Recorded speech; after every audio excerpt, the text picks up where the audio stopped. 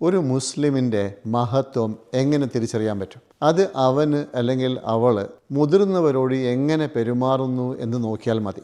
പ്രവാചകൻ സല്ലല്ലാഹു അലൈഹി വസല്ലം നമുക്കൊരു കാര്യം പഠിപ്പിച്ചു. അത് നമുക്ക് സുനൻ അബൂ ദാവൂദിൽ കാണാം. ഇതൊരു സ്വഹീഹായ ഹദീസാണ്.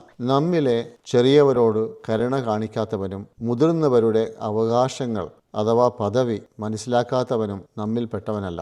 ഇസ്ലാം നമ്മളെ പഠിപ്പിക്കുന്നത് ഈ മുതിർന്നവരോട് നമ്മൾ നല്ല രീതിയിൽ പെരുമാറുന്നതും അവരോട് നമ്മൾ ആദരവ് കാണിക്കുന്നതും ഇത് നല്ലൊരു സംസ്കാരത്തിൻ്റെ ഭാഗം മാത്രമല്ല, ഇത് ആക്ച്വലി ഒരു വിശ്വാസത്തിൻ്റെ അടയാളമാണ്.